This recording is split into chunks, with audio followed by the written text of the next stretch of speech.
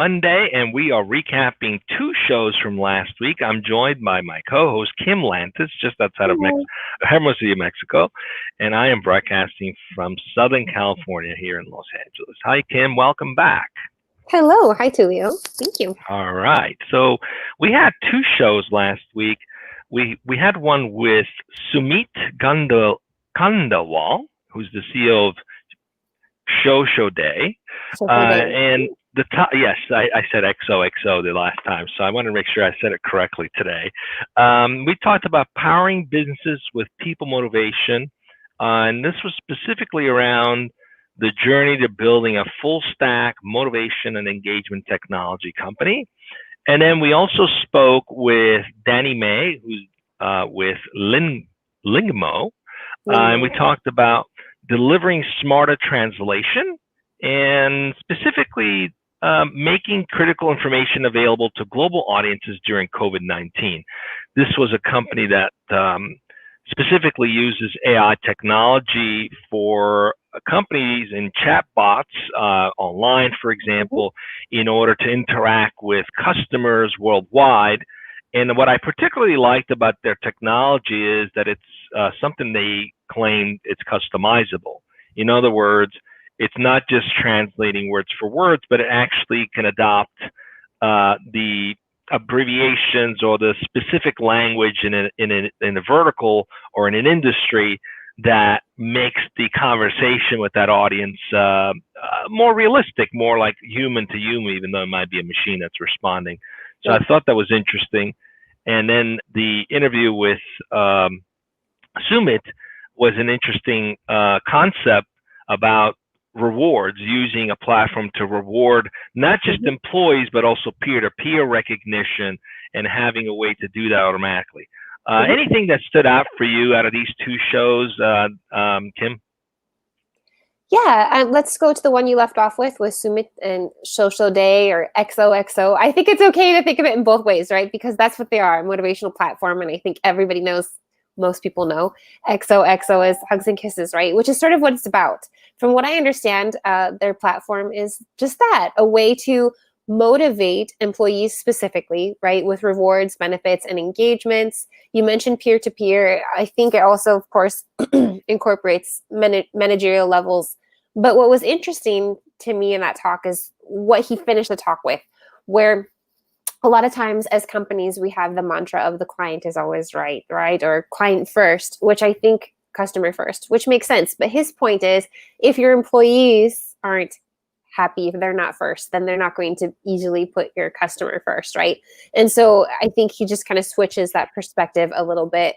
He talked a little bit about intrinsic rewards, extrinsic rewards, and I think their platform does a lot of both. But he mentioned intrinsic rewards being ultimately more important to people, right? Things that empower us, things that let us know that our voice is being heard and that this is happening on a regular basis. And so their platform, I think, facilitates this. And it also gives a freedom of choice, which I liked. A lot of times, perhaps we're off base when we're rewarding people, right? And it gives them the choice to choose what they would like their reward to be, which I think is appreciative. He also mentioned, and this is really interesting to me, that of course, their product is something that they as a company utilize regularly. So part of their key to success is the fact that they're actually using what they create, that they are easily integrating what they create with other formats that other companies are using, such as Slack and whatnot, and that they take UX and UI really seriously. So I thought all of that was interesting.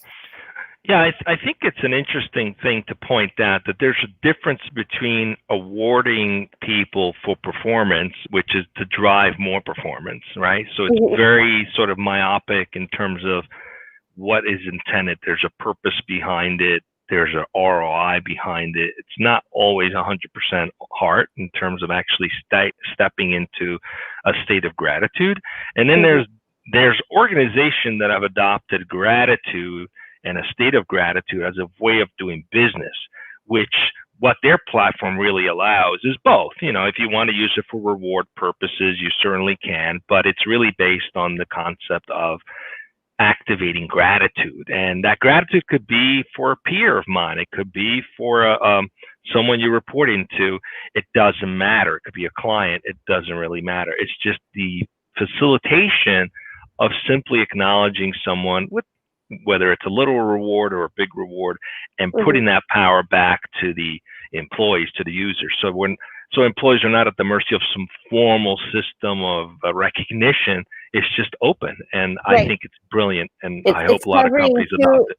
2 of the 5 love languages, right? Words of appreciation and gift giving. Right. Acts of service. That's right. Exactly.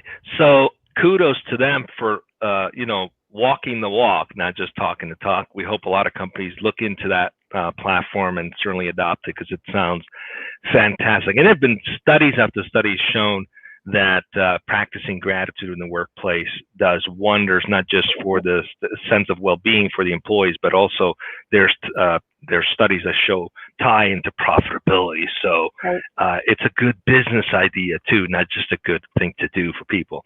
And the other show with Denny May, there's a lot of translation platforms out there and applications, and even services where you could have someone on a screen that's literally translating or transcribing what you're saying. But I think what was unique about theirs is the acknowledgement that there are companies that are global and do a lot of transactions online, especially now, post COVID-19, a lot of transactions are done online. And to enable that possibility of typing in something and then the system coming back and responding in your own language, and then having a back default, like if the, that's like a front end conversation, but then still having people on the back end that can continue that conversation, and customizing the language so that it's relevant to the end user. We have a long way to go in terms of adopting AI so that these conversations are more natural. You can kind of still tell when it's a chatbot responding when you're 2-3 questions in, but it'd be nice at some point if not only can you customize the terms and the language for your specific vertical and industry, but even tonality and things that are relevant in the country or city that you're dealing with. What do you think? Yeah. Excuse me, got a frog in my throat. Speaking of idioms, right there, frogs in my throat, right? If how does AI and a chatbot deal with something like that? Is it going to be translated literally? Because I really hope, right, there's not an actual frog in my throat. But yeah, I think there's still some speed bumps along the way, but it's interesting to utilize AI in that and how it's useful. And mentioning, there might be a learning curve, but I think it's also appreciative that it's okay that we know that it's a machine doing the interaction, and that we don't feel like here we go with another one, have the wool, right, pulled over our eyes. So I think that clarity is all right as well. What I really appreciated about Ling Mo is their story. I think the initiation, the origin of where it all came about, and his personal story of what happened to him when he was in China. And I think he lost his passport and he was using the translation application or something, and he inadvertently told the police officer, "I love you," I think, instead of intending something else. And so I think just the heart and the intentionality with the company is really awesome. He mentioned how they're, the applications, not just on business, but the human level as well, how they've offered their services for free, I think, in the state of Arizona to help with, immigrants who speak Spanish only and not English. He was mentioning also how one company is using this to help with sex trafficking, right? When someone is brought from one country to another, and this idea that you're never alone, right? There's some way somehow to speak and to be heard, which I think was really beautiful. Yeah, great. Well, we had a great week. We're going to have a greater week this week. We have 3 guests. Let me just announce what we've got coming up. We're going to talk about buyer's remorse, why ERP software purchases don't meet expectations and how to avoid them, with Chris Doig. I'm looking forward to that conversation. I actually spoke to him offline already. That's an interesting chat that we're going to have.